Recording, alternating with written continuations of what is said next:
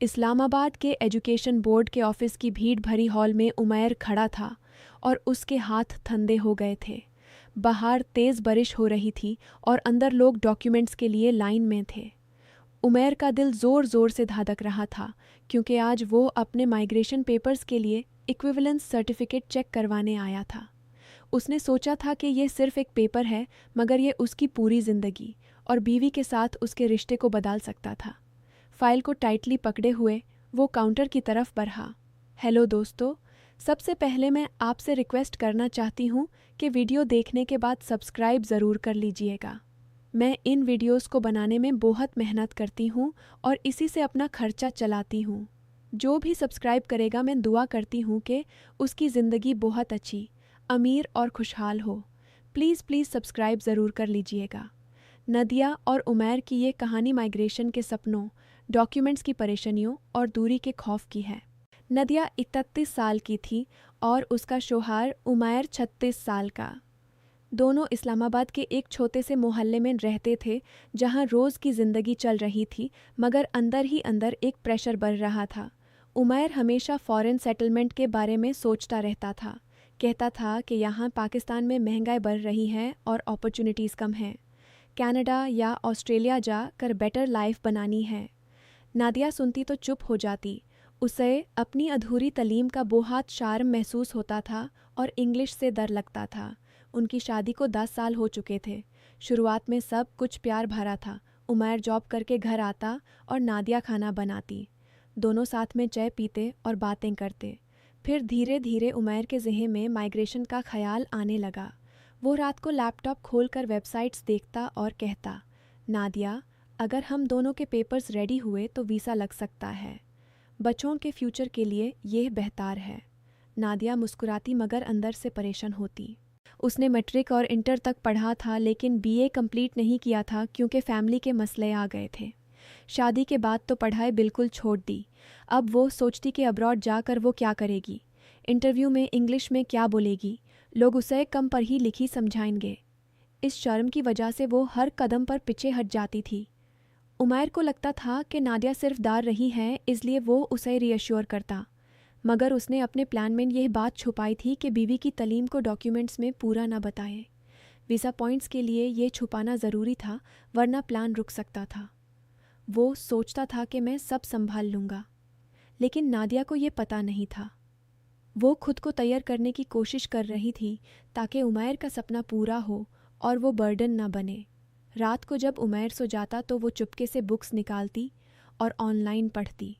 कभी कभी education board office भी जाती ताकि अपनी पुरानी पढ़ाई को कंप्लीट कर सके। यह उसकी हिफाजत थी, अपने रिश्ते को प्रोटेक्ट करने की कोशिश ताकि दूरी ना आए। घर की ज़िंदगी में छोटी छोटी बातें होने लगी थी। एक शाम दोनों बालकनी में बैठे थे। इस्लामाबाद की लाइट्स चमक रही थीं। उमैर ने कहा, Nadia, next month equivalence certificate के लिए अप्लाई करते हैं। तुम्हारे पेपर्स भी रेडी कर लो। नादिया ने हल्के से कहा, उमैर, थोड़ा वक्त दो, मैं ठीक से सोच लूँ। उसे शर्म आती थी कि कहीं उमैर को उसकी कमी पता चल जाए। वो हर बार ऐसे ही पीछे हट जाती। उमैर थक जाता था, लेकिन प्यार की वजह से कुछ नहीं कहता। महीने गुजारते गए। उमैर का प्रेशर बढ़ता गया। वो ऑफिस से थका हुआ आता और डॉक्यूमेंट्स की फाइल्स चेक करता। कभी कभी फ़ोन पर रिलेटिव से बात होती तो वो कहते, बेटा कब जा रहे हो फ़ॉरेन, यहाँ तो सब मुश्किल हो रहा है। उमैर मुस्कुराता मगर अंदर से टेंशन होती। नादिया किचन में खाना बनाती और सुनती रहती। उसे लगता कि अगर वो माइग्रेशन में रुकावट बनी तो रिश्ता कमज़ोर हो जाएगा। इसलिए वो चुपके से अपनी पढ़ाई करती रही। इंस्टीट्यूट जाकर फॉर्म भरती और इक्विवेलेंस सर्टिफिकेट के लिए डॉक्यूमेंट्स जमा करती। किसी को पता नहीं था। एक दिन उमैर को कंपनी से छुट्टी मिली। वो सोचा कि एजुकेशन बोर्ड ऑफिस जाकर अपने कुछ पेपर्स चेक कर ले। ऑफिस पहुंचा तो लाइन लगी थी। क्लर्क ने उसका नाम लिया और कंप्यूटर पर चेक किया। तभी उसकी नज़र एक फ़ाइल पर पड़ी जहां नादिया का नाम था, equivalence certificate application for Nadia.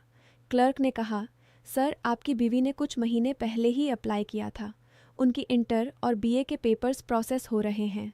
Late admission के थ्रू कंप्लीट कर रही हैं, लगता है। उमैर का दिल रुक सा गया। वो हैरान था। उसने सोचा था कि नादिया माइग्रेशन से डर रही है और उसे रोक रही है, मगर ये बात अलग थी। वो ऑफिस से बाहर निकला और घर की तरफ सोचता हुआ चला। पूरा रास्ता उसके दिमाग में सवाल थे। क्यों छुपाया? क्या वो मुझे सपोर्ट करना चाहती थी या कुछ और? घर पहुंचकर वो ड्राइंग रूम में बैठा।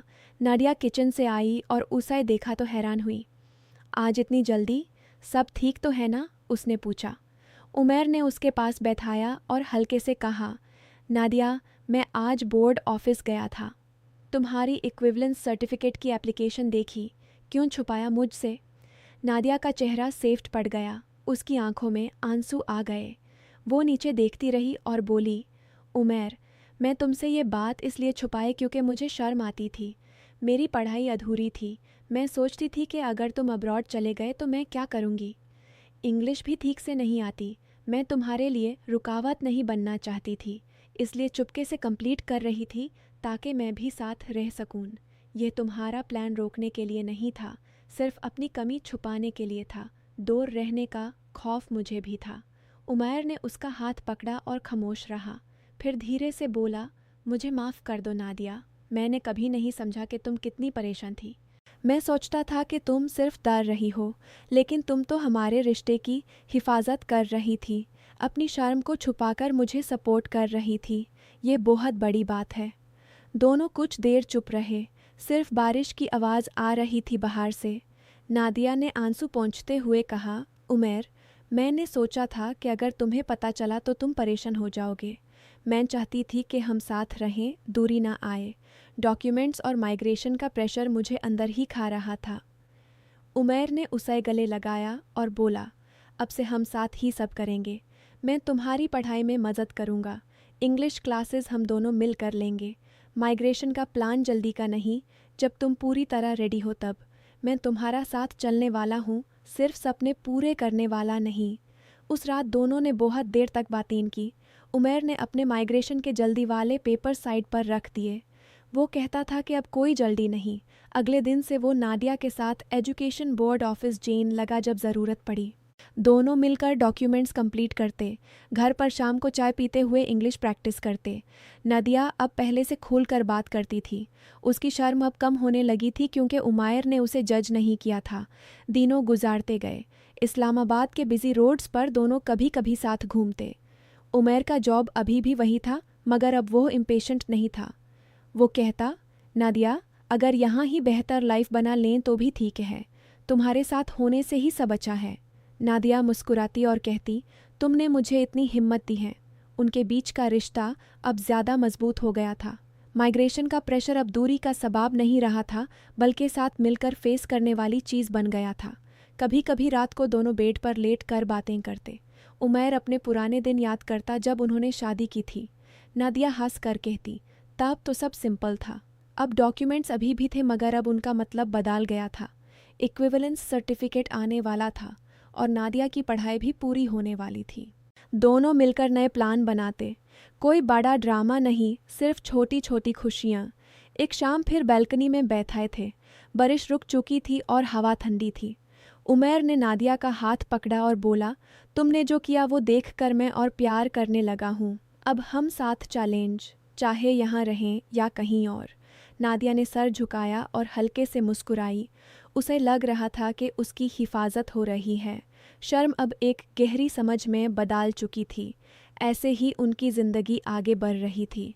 दूर का खौफ कम था क्योंकि वो एक दूसरे के करीब थे। डॉक्यूमेंट्स अब रुकावट नहीं थे, बल्कि नई शुरुआत के ज़रिए थे।